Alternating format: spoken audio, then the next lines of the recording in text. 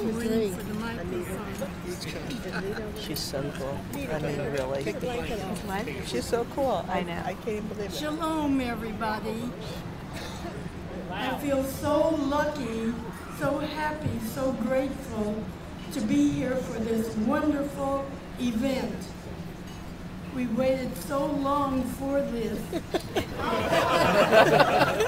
Well, you see, Chad was so popular in Chicago. Every weekend he had another wedding to go to. Every weekend was another wedding. And Daddy and I would say, "Nu, when is it our turn?" But the weddings kept coming up and coming up. Finally, one day, Chad came over to the house and he said, "Guess what? I found the gal I want to be my wife." Oi, Gott sei Dank. We were so happy, so thrilled, so that even now, I feel so lucky to be here. I'm 92 years old.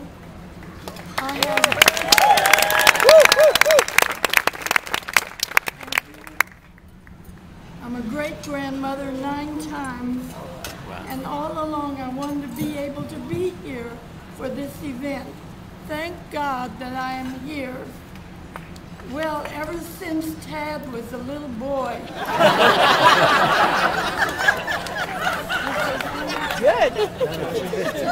we watched him grow up to the wonderful young man that he is today.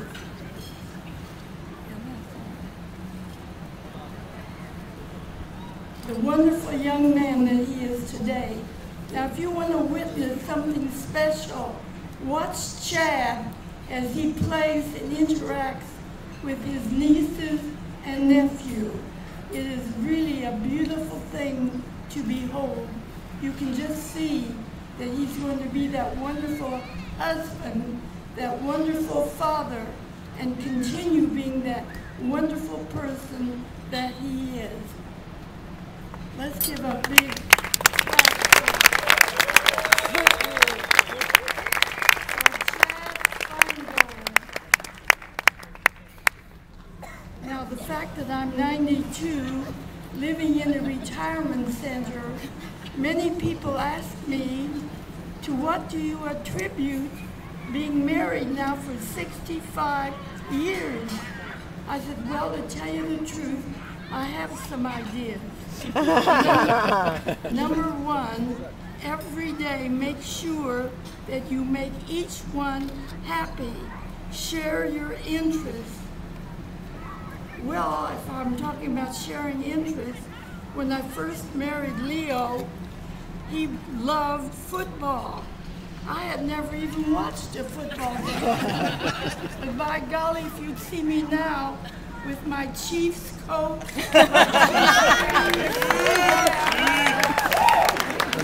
the Chiefs, yay, Chiefs!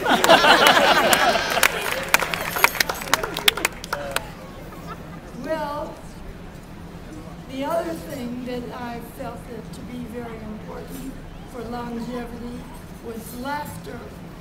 And now, if you will permit me a little indulgence,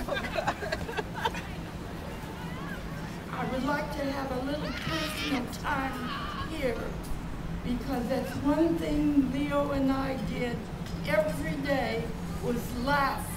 And laughter is so very important for all your relationships. Well, let's see what I'm talking about. Laughter, yes. So one of the things Leo and I did almost every day was tell jokes. And when Leo was 90 years old, we had a game that we played. We had a big reunion here in Florida. And we played a game where everybody had to write down their secret wish. And afterwards, everybody tried to guess which wish went with whom. Well, I wish that I would someday be a stand-up comedian. A stand-up comedian. So I thought to add a little levity, this affair tonight, I would just share with you a few jokes that Leo and I When I talked with my son David, he said, Mom, if you can find a few husband-wife jokes. Well, I don't know that this is really appropriate or not.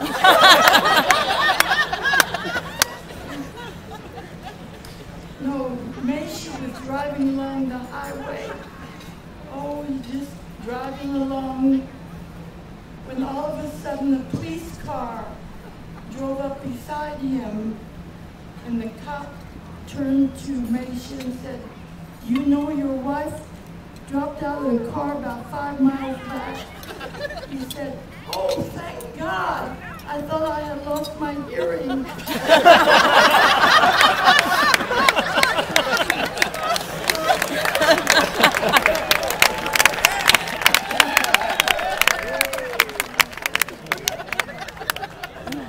Oh, that's the best.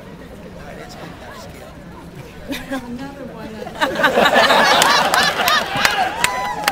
This is a little different.